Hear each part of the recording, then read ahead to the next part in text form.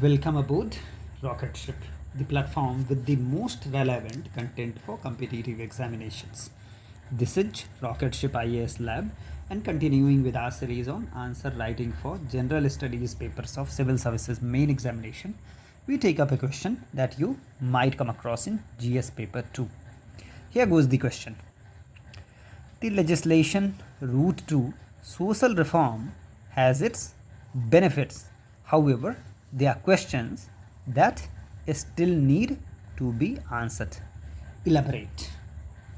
So, we would start with basically interpreting this phrase, that is the legislation route to social reform. You do understand that the term legislation is often used as a synonym for lawmaking. That is, legislation is considered an almost synonym for law. So basically, we are trying to talk about the lawmaking, basically the laws to effectuate, the laws to bring about social reform. The question tells you that taking the law route for social reform has its obvious benefits, the evident benefits. However, there are some questions, some issues that actually arise with lawmaking for social reforms. You have to detail on these two themes actually. The first theme being the benefits of laws for effectuating social reforms, and the second theme being what questions still need to be answered. We are introducing our answer with making an observation on the jurisprudence of India, that is the entire lawmaking system of India. India adopts a nuanced approach to making laws to effectuate reforms in the social and even religious practices of its citizens. Again, please try to appreciate that in the case of India, that is in India, mostly the social customs as well as the religious practices are interconnected. They do have actually some connection between the social practices, the customs, etc., as well as the you could say religious views, the religious beliefs of people, etc. The law vows to protect everyone and their belief equally. You do understand that under India's provisions of India's constitution, for an example, article 25, etc., everyone's belief is equally protected. At the same time, it recognizes that superstitions may creep up and force of custom may be used as shield to justify practices anachronistic to a liberal democratic polity. Again, this point is also pertinent that sometimes what happens due to a long time having passed, there may be a situation where some superstition has actually gotten into, they have actually creeped into social practices. At the same time, some practices cannot be justified in a liberal democracy of present age. For example, all those practices which actually consider women inferior to men in any sense, all those practices cannot be justified for the present time. So these are considered anachronistic practices which are not fit for the present day liberal democratic polity that we are in. Law therefore appropriates the right to intervene in, it is intervene,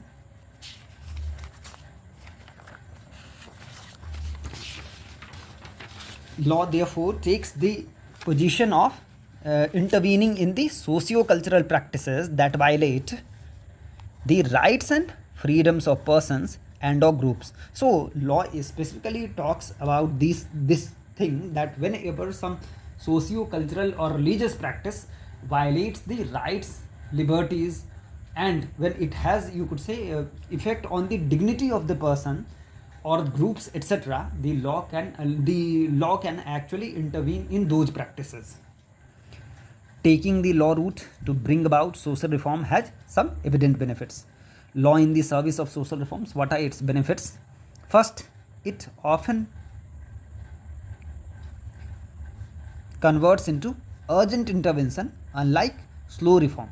Please try to appreciate it this again, that's the process of reforms, process of actually ingraining reforms in the society is a long one, and it's actually quite slow one as well. But law can actually expedite the whole process. Law can actually speed up the whole process of you could say social reform. An obvious example is the abolition of untouchability. Again, please try to appreciate it, because the practice of untouchability was continuing for such a long time. When India became free and when the constitution was being adopted, it was decided that this practice would not be given any much time. The practice was actually quite atrocious, and it has actually led to oppression of a large part of the Indian society. So it was decided that this practice would be abolished at the you could say at the stroke of a pen, basically. So this article 17, basically article 17 was introduced in the constitution to abolish untouchability. And you can see here law made an urgent intervention, unlike slow reforms that could have actually continued the practice of untouchability for a much longer time. Law actually gives voice to silent majorities. An obvious example is the Muslim Women Protection of Rights on Marriage Act, or the abolition of instant triple talaq 2019.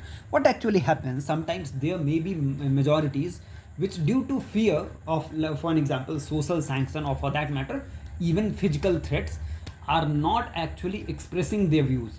These are called silent majorities, which may be in the, you could say, favor of reforms, but due to some vested interest, they are not actually allowed to even express their views. Law actually empowers and emboldens the silent majority to bring social reform, as was seen in the case of the triple talaq abolition of triple talaq. Actually, it protects the individual, it provides protection of individual rights and freedoms, and it takes the position that the individual rights and freedoms cannot be held at the mercy of society's goodwill. So it's not as if someday society will decide in its own, you could say, sweet time. The society will take its own sweet time to bring about social reforms. It cannot happen. It just does not work that way. Basically, law has a responsibility to protect someone's liberty, dignity, etc., rather than waiting for the society to bring about reforms. It also sometimes brings about attitudinal shifts. For an example, child marriage.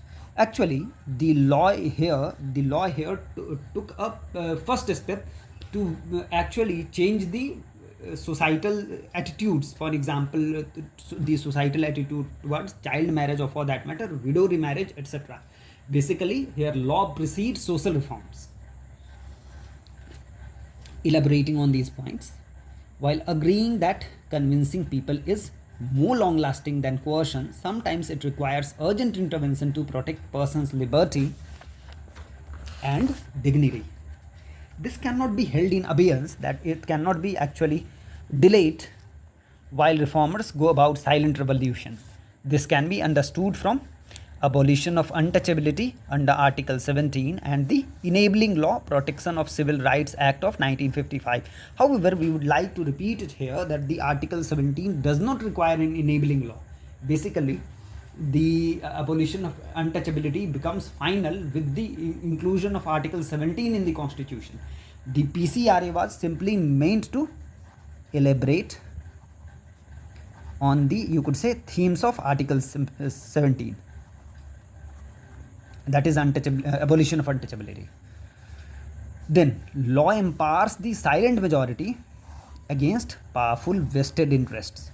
The Muslim Women Act of 2019, outlawing instant triple talaq among Muslims, was recognition of the reformist undercurrents among Muslims. Actually, a large part of the Muslim society was itself arguing for banning triple talaq, banning the practice of instant triple talaq actually. And what the law what the law did in this situation, that it actually empowered, it actually emboldened those sections, and it actually gave expression to, you could say, their opinions. Individual liberties cannot be left at the mercy of society's goodwill. Again, this point is very, very pertinent, that individual liberties cannot be at the mercy of society's goodwill. They must be protected by law. Moreover, law or legislation leaves no doubt what constitutes violation of individual rights. Basically, law clarifies on what would actually mean to be a violation of individual rights. Moreover, it actually provides an avenue to persons whose rights have been violated to approach the, you could say, the entire system of law, courts, and in fact the police, etc., to actually enforce their liberties and freedoms, etc. Law can actually act as a catalyst. Law can actually act as a catalyst for shift in societal attitudes, where actually law can actually precede social reforms. Widow remarriage and prohibition of Child Marriage Act, which was amended in the year 2006, have become internalized by society. Basically, while the law takes precedence over social reform, what happens due to, for example, the fear of punishment under law, or even if we can actually agree on this, we can actually allow this, you could say, allow this again to the society, that the society actually realize the benefits of these two things. For example, recognizing widow remarriage, or for that matter, not marrying their children early, only after the law was actually made to effectuate these two things. However, while we have seen the benefits, social reform through lawmaking indeed raises a few questions. What are these questions? First, lawmaking may not appreciate the complex nature of social customs and their rationale. So sometimes what happens, the judge, or for that matter the lawmakers, cannot even appreciate what are the basic rationale, the basic reasoning to, behind a social practice, custom, etc. Moreover, the society does have an emotional attachment to its, you could say, shared practices, the cultural practices, etc. This was seen in the opposition to banning Jallikattu and women's entry to some religious sanctums. That is, basically, the lawmakers did not appreciate that the society itself was providing some form of, you could say, avenues to protect the rights of, for the, in this matter, they protect the animals, and in fact the entire question of women's entry was a very very restricted sense. That is, only a you could say part of the women population was not allowed in the sanctums, and that too only for, you could say, limited sense. The lawmakers did not appreciate that point, and that led to a great deal of opposition, hue and cry, and both these verdicts actually were challenged. Minority groups argue that, this is also a very very important point, that minority groups argue that their distinct practices are being challenged.